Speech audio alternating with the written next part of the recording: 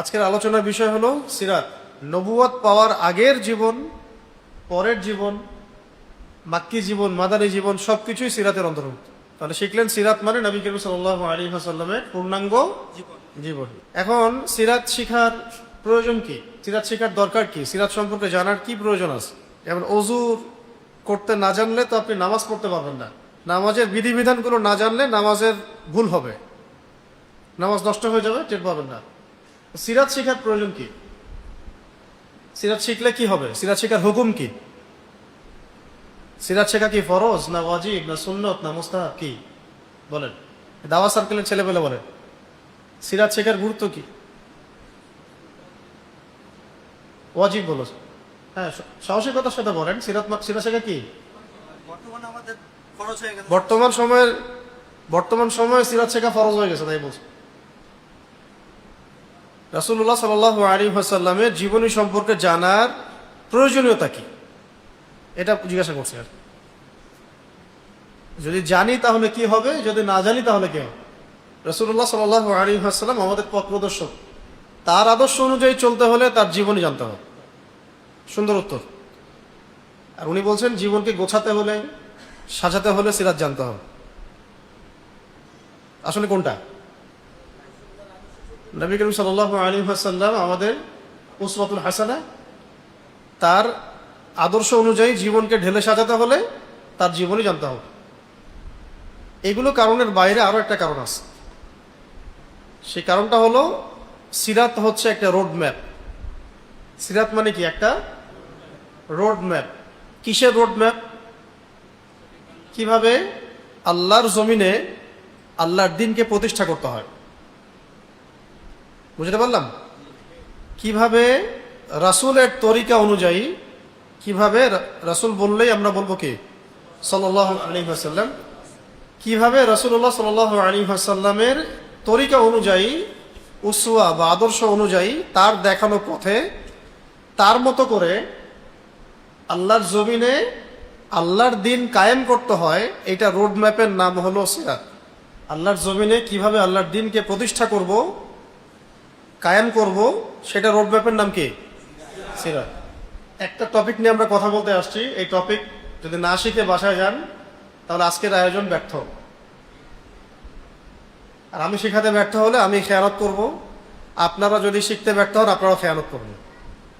আর এই যে বাঙালি জাতির অবস্থা দেখতেছেন, বাঙালি মুসলিম জাতির অবস্থা যেটা দেখতেছেন, এটার মূল কারণ হচ্ছে প্রত্যেকেই তার নিজ নিজ দায়িত্বে খেয়ানত করে। ইচ অ্যান্ড এভরিবডি বাংলাদেশে বাঙালি মুসলিমদের মধ্যে যার যার দায়িত্বে খেয়ানতকারী, বিধায় আজকে জাতিগতভাবে আমাদের এই জিল্লতি, এটা আমাদের উপর শাস্তি। আল্লাহ পাকের জিল্লতি আমাদের পাপের কারণে, আমাদের খেয়ানতের কারণে। প্রত্যেকেই যার যার জায়গায় খেয়ানত করছে। কেউ মিম্বরে, কেউ মাইকে, কেউ রাষ্ট্র ক্ষমতায়, কেউ ব্যাংকে, এমনকি বাসের ড্রাইভার, কন্ট্রাক্টর, ট্রাফিক পুলিশ, প্রশাসন, সবাই, ব্যবসায়ী, যে যার জায়গায় খেয়ানত, জুলুম আর খেয়ানত। আচ্ছা, বইটার নাম বলে দিই, এই যে সিরাতে খতামুল আম্বিয়া। সিরাতে, এই বইটা বাসায় আছে, সবার থাকতে হবে।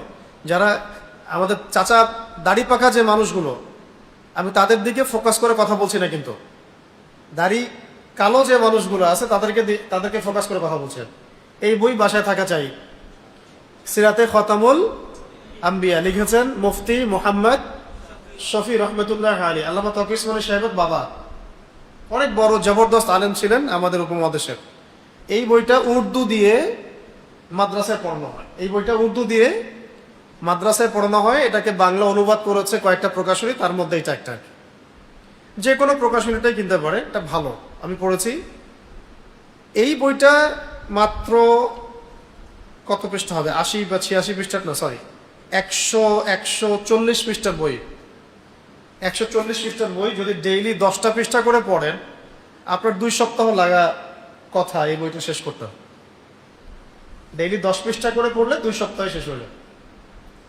এই সিরাত আমাদেরকে বলে দিবে যে আমাদের ব্যক্তি জীবন কেমন হবে, আমাদের আমল কেমন হবে, আকীদা কেমন হবে, আমাদের মানহাজ কেমন হবে, আমাদের অর্থনীতি কেমন হবে, দিনের দাওয়াত কেমন করে দিতে হবে, কোন প্রেক্ষাপটে কিভাবে দাওয়াতের কাজ করতে হবে, কখন সবর করতে হয়, কখন মার খেতে হবে, কখন মাইট দিতে হবে, ঠিক আছে, কখন একটা এলাকায় থাকতে হবে, কখন হিজরত করতে হবে, কিভাবে ইসলামী রাষ্ট্র কায়েম করতে হবে, কিভাবে দাওয়াতের সাথে জিহাদ করতে হবে, কিভাবে মক্কা বিজয় করতে হবে। একজন ব্যক্তি থেকে কিভাবে একটা বিশ্ব পরিবর্তন হয় এটা দেখাবে সিরাত। একজন ব্যক্তি থেকে কিভাবে পুরো বিশ্ব বদলে যায় এটা দেখাবে কে? সিরাত। কিন্তু আফসোস হচ্ছে এই পাতলা কিতাবটাও আপনাদের স্কুলে, কলেজে, অনার্সে, মাস্টার্সে নাই। স্কুলেও নাই, কলেজেও নাই, অনার্সেও নাই, মাস্টার্সেও নাই। কথা বুঝতে পারছি? স্বাধীনতার পর থেকে, মানে সোকল্ড স্বাধীনতার কথা বলছে কি, মুক্তিযুদ্ধের পর থেকে। সোকল্ড কেন বললাম? কারণ হচ্ছে মুসলিমরা তখন স্বাধীন হবে যখন সারা বিশ্বে ইসলামী খেলাফত কায়েম হবে। তার আগ পর্যন্ত মুসলিমরা পরিপূর্ণ স্বাধীন কখনোই হতে পারবে না।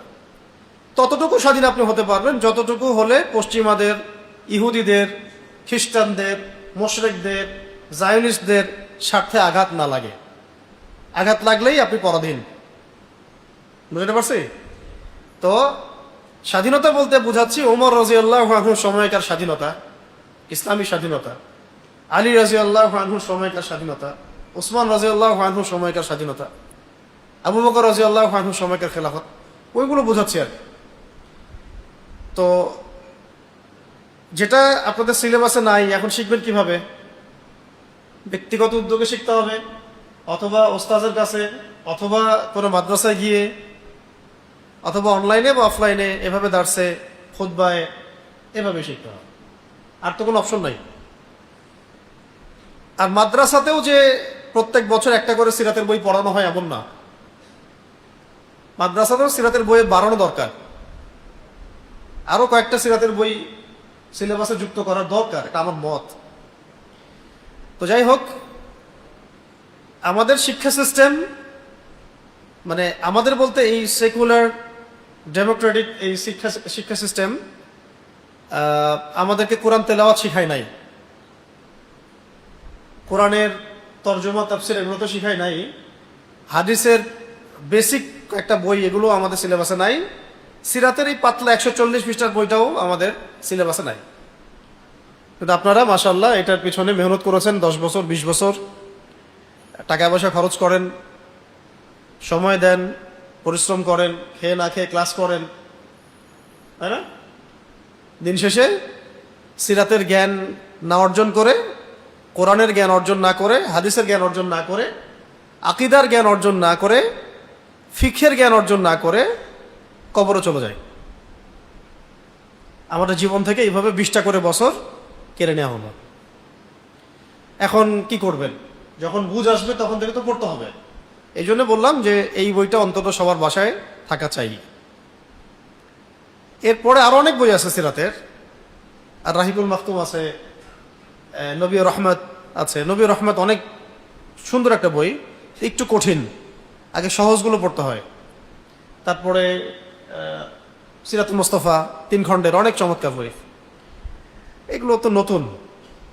আরো প্রাচীন অনেক সিরাতের বই আছে, সিরাত ইবনে হিশাম, অনেক সুন্দর সুন্দর বই আছে। তো জেনারেল শিক্ষিত আওয়ামদের জন্য সবচেয়ে সহজ সিরাতের বই হলো এটা আমার জানা মতে। আর একটু ব্যাখ্যা বিশ্লেষণ সহ পড়তে চান তাহলে আর রাহিবুল মাখতুম, এই বই দুটো আপনাদের জন্য সবচেয়ে সহজ। এখন যদি আপনি আমি আমাদের নবীকে জানার প্রয়োজন মনে না করি, তাহলে আপনার সাথে সিরাত নিয়ে কোনো কথা নাই। আপনি মনে করেন যে আমার নবীকে আমার জানার প্রয়োজন নাই, নাউযুবিল্লাহ মিন যালিক, আমার তার সম্পর্কে জানার দরকার। তিনি কেমন ছিলেন, দেখতে কেমন ছিলেন, কেমন করে হাঁটতেন, কেমন করে কথা বলতেন, কেমন করে উঠতেন বসতেন, দাওয়াত দিতেন, কেমন করে খাবার খেতেন, কেমন করে দিন প্রচার করা শুরু করলেন, কিভাবে মানুষ তাকে নির্যাতন করলো, কষ্ট দিল, তিনি কিভাবে সবর করলেন, কিভাবে মানুষ তাকে দেশ থেকে তাড়িয়ে দিল, পাথর নিক্ষেপ করলো, তার সাথে মানুষ যুদ্ধ করলো, তাকে গালি দিল, তিনি সবর করলেন। কিভাবে তিনি ইসলামী রাষ্ট্র কায়েম করলেন। একজন ব্যক্তি থেকে দাওয়াতের মধ্য দিয়ে, জিহাদের মধ্য দিয়ে আস্তে আস্তে তিনি পুরো আরবের মধ্যে ইসলাম প্রতিষ্ঠা করলেন। এই প্রতিষ্ঠা আবার ব্যক্তিকেন্দ্রিক প্রতিষ্ঠাই না, বরং রাজনৈতিক প্রতিষ্ঠাও বটে। শুধু ব্যক্তিগত প্রতিষ্ঠা না, যে ব্যক্তিকে পরিবর্তন করে দিয়েছেন, তিনি পুরো রাষ্ট্র কাঠামোই পরিবর্তন করে দিয়েছেন, সমাজ ব্যবস্থা পরিবর্তন করে দিয়েছেন, অর্থ ব্যবস্থা পরিবর্তন করে দিয়েছেন, মানুষের চিন্তার জগৎ পরিবর্তন করে দিয়েছেন। দুনিয়ার নেশায় ছোটা মানুষগুলোকে তিনি আখিরাতের মানুষ বানিয়ে দিয়েছেন। একটা রেভলিউশন করেছেন আর কি, রেভলিউশন, বিপ্লব, পুরো সমাজ বিপ্লব। তো সেই মানুষটা সম্পর্কে যদি আপনার জানার প্রয়োজন বোধ না হয়, তাহলে তো সিরাত নিয়ে কথা বলার কোনো প্রয়োজন নাই। জিলাপি খাবেন, মিলাদ পড়বেন, গোলাপ জল ছিটাবেন, হ্যাঁ, তারপরে জাশনে জুলুস করবেন 12ই রবিউল আউয়ালে, বাস বাসায় গিয়ে ঘুমিয়ে যাবেন, শেষ, আশেকে রসুল হয়ে যাবেন। আমাদের কন্টিনেন্টের মানুষ আনুষ্ঠানিক ইসলাম পালন করতে মজা পায়, যে ইসলামটা পুরো জীবন ভর পালন করতে হবে, সেটা পালন করতে তাদের অ্যালার্জি হয়। একদিন এগুলো করতে খুব মজা লাগে। সারা বছর যে রাসূলের সিরাত অনুযায়ী চলবো বা মানুষকে সেই দাওয়াত দিব বা সেই চেষ্টা করব, এটা আমাদের মধ্যে আসতে চায় না। সবচেয়ে বড় কথা হলো, সিরাত আমাদের রোডম্যাপ হচ্ছে কোন তরিকায়, কোন পদ্ধতিতে আল্লাহর জমিনে আল্লাহর আইন বাস্তবায়ন করবেন, এটা রোডম্যাপ। বলে না আমাদের ইসলাম কায়েমের রোডম্যাপ কি? আপনারা যে ইসলামের কথা বলেন, ইসলাম কায়েম হবে, ইসলামের বিজয় হবে, ইমাম মাহদি আসবেন, হ্যাঁ, ইসলামী খেলাফত কায়েম হবে, আরো অনেক কিছু হবে যেগুলো আপনারা বলেন। তো ইসলাম কায়েমের রোডম্যাপটা কি আপনাদের? প্রশ্ন করে না অনেকে। তো এই প্রশ্নের উত্তরে বহু দাড়ি টুপিওয়ালাও বলে আমাদের রোডম্যাপ হচ্ছে ইলেকশন, ইলেকশন করব, ইসলাম কায়েম করব। অনেকেই বলেন, যারা বলেন তাদের ডিগ্রির অভাব আছে, সার্টিফিকেট অভাব নাকি, ডিগ্রি সার্টিফিকেট বড় বড় লকব দিয়ে ভর্তি, বিশাল ব্যাপার। তাদের সামনে আমরা কিছুই না, তাদের সামনে আমাদের কোনো মূল্যই নাই, বুঝতে পারছি? কিন্তু এই পুরা সিরাতের মধ্যে আবার ওই ইলেকশনের কোনো কথা নাই। এই পুরা সিরাতের মধ্যে আবার কোথাও ইলেকশনের কোনো কথা নাই। এখন আপনি যদি চান তাহলে সরাসরি আল্লাহর ওহী থেকে জ্ঞান নেন, আর না হলে প্রচলিত জ্ঞান থেকে জ্ঞান নিতে পারেন। এজন্য আমি সবসময় জোর দেই, ইয়াং জেনারেশনের নিজেকে পড়তে হবে, নিজেকে পড়তে হবে, জানার চেষ্টা করতে হবে, ওলামায়ে কেরামের সোহবতে যেতে হবে। যে বিষয়টা নিয়ে মতপার্থক্য দেখা যায়, সেটারও সমাধান জানার জন্য ওলামায়ে কেরামদের দ্বারস্থ হতে হবে, একজনের না, ওলামায়ে কেরামদের দ্বারস্থ হতে হবে যে আসলে ব্যাপারটা কি। এক কথায় সিরাত হচ্ছে, সবচেয়ে বড় কথা হলো সিরাত হচ্ছে কিভাবে আল্লাহর জমিনে, জমিন কার? বাংলাদেশের মালিক কে? আচ্ছা, বাংলাদেশের মালিক আল্লাহ, এটা অনেকে মনে করে না। অনেকে মনে করে বাংলাদেশের মালিক হচ্ছে জনগণ। কি হাসতেছেন? বহু মানুষ মনে করে যে বাংলাদেশের মালিক হচ্ছে জনগণ। জনগণ যেটা ভালো বলবে সেটাই ভালো, জনগণ যেটা খারাপ বলবে সেটাই খারাপ। জনগণের রায়ে যা তাই হবে। কিসের আল্লাহর আইন? ফেলাও এগুলো সব। খালি এভাবে বলতে পারে না, আমি যেভাবে বললাম এভাবে খালি বলতে পারে না, মনে এটাই বলে রাখো তোমার আল্লাহর আইন, ফেলাও এগুলো সব। আমরাই সব, নাউজুবিল্লাহ মিন যালিক। আল্লাহ পাকের শাস্তি যে ঝুলতেছে খালি, আর শাস্তির মধ্যে আসি আমরা অলরেডি। শাস্তি মানে তো শুধু আসমান থেকে একটা আতসামুদ জাতির মতো একটা শব্দ আসবে, সব ধ্বংস হয়ে যাবে, এটাই তো শাস্তি না। আরো কত শাস্তি আছে। আমাদের অভ্যন্তরীণ যে ইখতলাফ, মারামারি, অভ্যন্তরীণ রাহাজানি, এই যে লুটপাট, এই করাপশন, পণ্যের দাম, আমার জীবনযাত্রার মান, ধর্ষণ, খুন, গুম, সব এগুলো আযাব, ফিতনা, ফাসাদ। যাহারাল ফাসাদু ফিল বাররি ওয়াল বাহরি বিমা কাসাবাত আইদিন নাস। এখন এই কথাটা সরাসরি এরা বলতে পারে না, কিন্তু কাজে সেটা প্রমাণ করে, কারণ মনের মধ্যে এটা আছে। আল্লাহ পাকের এই জমিন কার? তাহলে এই জমিনের মালিক কে? বাংলাদেশের মালিক কে? বাংলাদেশের যতগুলো পলিটিক্যাল দল আছে তাদের মালিক কে? যে ব্যক্তিরা এই দেশ চালায় তাদের মালিক কে? মনে তো হয় না। বাংলাদেশের পার্লামেন্টের মালিক কে? অর্থ ব্যবস্থার মালিক কে? ব্যবসা বাণিজ্যের মালিক কে? এটা আমরা বলতেছেন। মানুষ মনে করে যে আল্লাহ পাককে মসজিদে পাওয়া যাবে, মসজিদে, নামাজে, রোজায়, হজে, জাকাতে। বাইরে গেলেই, মসজিদ থেকে বাইরে গেলেই সে একাই সবকিছু। আগে এটা মাথায় নেবেন, জমিনের মালিক কে? এই দেশের মালিক। এই দেশের মালিক যদি আল্লাহ পাক হন, তাহলে এই দেশের মধ্যে কার বিধান চলা উচিত ছিল? তাহলে আদৌ কি আমরা মানি যে এই দেশের মালিক আল্লাহ? এগুলো গজামিল বুঝ অন্যদেরকে দেয়া যাবে, আমাদেরকে দেয়া যাবে না। এই বিশ্বের মোড়ল যারা, তারা হলো কাফের। ওরা আল্লাহকে মানে না, ওরা বিশ্বাসই করে না যে আল্লাহ বলে কেউ আছে। আর যদি বিশ্বাস করেও, তারা মনে করে তাদের আল্লাহ সন্তান জন্ম দিয়েছেন। এই বিশ্বটা চালায় এখন কারা? মানে রাজনৈতিক কথা বলছে জায়নিস্টরা, জাতিসংঘ, বেশিরভাগ দেশ খ্রিস্টান, নাসারা, ইহুদি, মোশরেক, বৌদ্ধ, এরাই তো। এরা জোট করে পলিসি মেক করে বিশ্বটা চালানোর চেষ্টা করে, ল মেক করে, ফাইন্যান্স, ইকোনমিক সবকিছু ওরাই করে, মিডিয়া, প্রযুক্তি। এরা তো আল্লাহকে বিশ্বাসই করে না, পরকালে বিশ্বাস করে না, কোনো নবীতে বিশ্বাস করে না, মুহাম্মদ সাল্লাল্লাহু আলাইহি ওয়াসাল্লামকে স্বীকার করে না, হিসাবের দিনে বিশ্বাস করে না, মিজান পুলসিরাতে বিশ্বাস করে না। তো এরা তো ওদের মতো করেই দেশ বিশ্ব চালাবে, কুফরি দিয়ে, শিরিক দিয়ে, আল্লাহদ্রোহী সংবিধান দিয়ে। কিন্তু মুসলমানরা যখন ওদের কাছে গিয়ে ধর্ণা দেওয়া শুরু করেছে, আর মুসলমানরাও ওদের আদলেই তাদের দেশ চালানো শুরু করেছে। তাদের যে দর্শনগুলো, সেগুলো ওদের কাছ থেকে ধার করে নিয়ে আসছে, নিয়ে এসে ওই দর্শন দিয়েই দেশ চালায়, অর্থনীতি চালায়, ওই মুসলমানদেরকে শাসন করে এই ওদের আদর্শে দীক্ষিত মানুষেরা। জনগণ হয়তো মানে না, জনগণ মন থেকে বিশ্বাস করে না, কিন্তু মানতে বাধ্য হচ্ছে, কারণ উপরে যারা আছেন তারা তাদের সাথে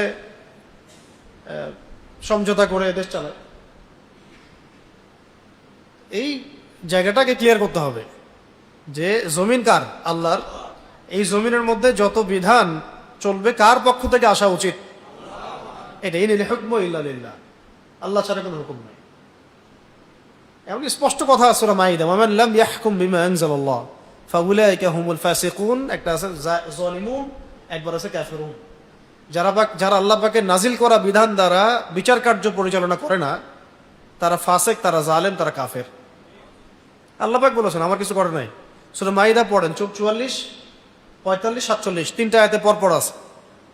ওয়ামান লাম ইয়াহকুম বিমা আনজালাল্লাহ ফাউলাইকা হুমুল কাফিরুন ফাউলাইকা হুমুল ফাসিকুন ফাউলাইকা হুমুজ জালিমুন, তিনবার আসছে।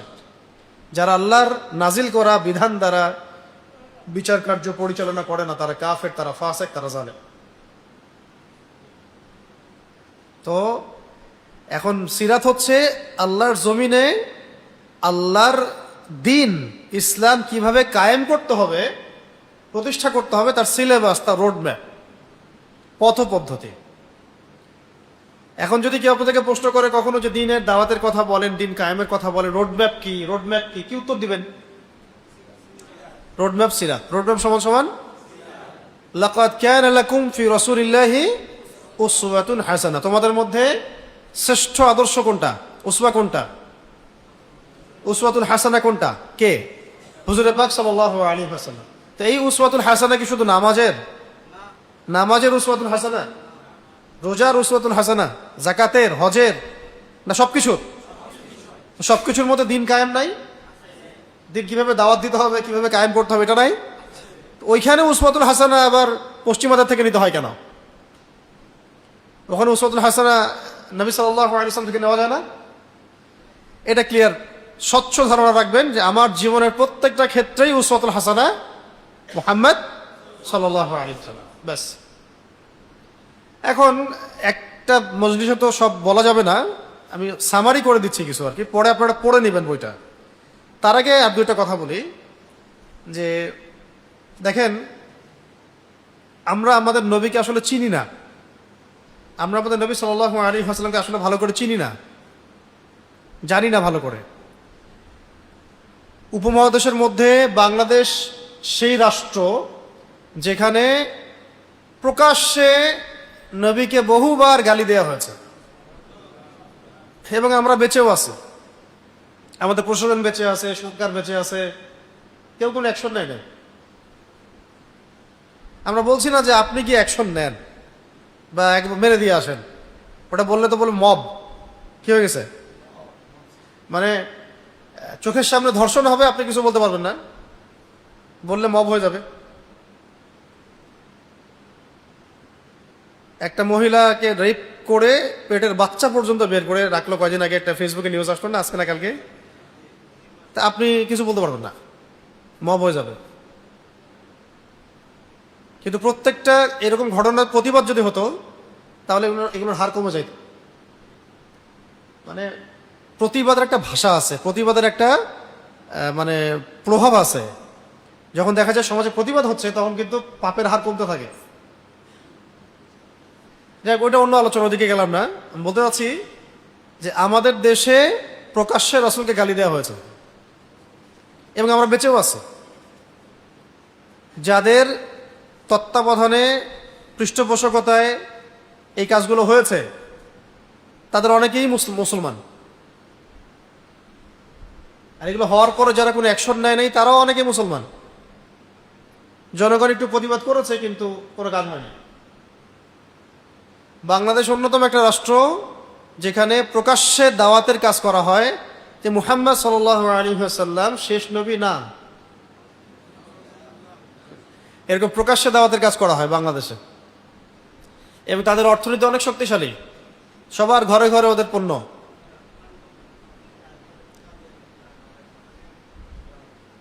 আপনারা সবাই শিক্ষিত মানুষ, যা বোঝার বুঝবেন। বাংলাদেশে যেখানে আমরা সবাই দাবি করি আমরা সবাই নবীর আশেক, জিলাপি খাওয়া আশেক, আমরা দাবি করি আমরা অনেক নবী প্রেমিক, কিন্তু নবী সাল্লাল্লাহু আলাইহি ওয়াসাল্লামের নবুয়তকে চ্যালেঞ্জ করে দিচ্ছে যে তিনি শেষ নবী না, নাউযুবিল্লাহি মিন যালিক। ব্যবসা বাণিজ্য করতেছে, ট্যাক্স দিচ্ছে, রাষ্ট্র উপকৃত হচ্ছে নাকি? কয়েকদিন একটা নিউজ দেখলাম, রাষ্ট্র অনেক রাজস্ব পাচ্ছে একটা মদের কোম্পানি থেকে।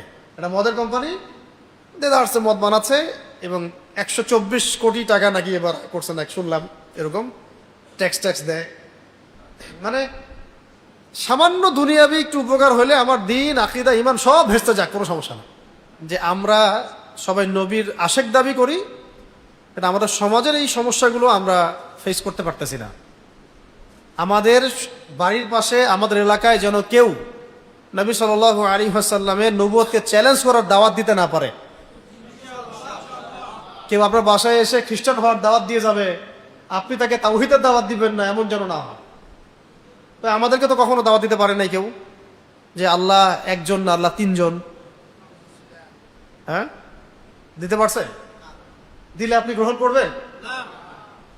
দেশের বহু মানুষ করতেছে চাকরির জন্য, ইত্যাদি সুবিধার জন্য। আপনাকে যদি কেউ বলে যে নবী সাল্লাল্লাহু আলাইহি ওয়াসাল্লাম শেষ নবী না, আরেকজন শেষ নবী, নাউযুবিল্লাহ, আপনি বিশ্বাস করবেন? আপনার ঈমান আমল আমাদের থাকলে তো আমরা ওদের কোনো পণ্য কিনবো না, ব্যবহারও করবো না, ঈমানের দাবিতেই করবো না। কারণ আমার ব্যবসা থেকে সে লাভবান হচ্ছে এবং সেই অর্থ সে তার কুফরি আকীদা প্রচারের জন্য ব্যয় করতেছে। আমরা আমাদের নবীজিকে চিনি না, তার সম্মান, তার ইজ্জত, এগুলো সম্পর্কে আমরা জানি না। যখন কবরে যাব, নবী করিম সাল্লাল্লাহু আলাইহি ওয়াসাল্লামকে দেখানো হবে। যারা দুনিয়াতে তার সিরাত, তার আদর্শ, সুন্নাতের উপর চলতে পারবে তারা উত্তর দিতে পারবে যে তিনি কে। যারা চলবে না তার উত্তর দিতে পারবে না। আর যে নবী সম্পর্কে আমরা জানি না, তার সম্পর্কে তার জীবনী পড়ি নাই, তাহলে তার আদর্শ চলবো কিভাবে?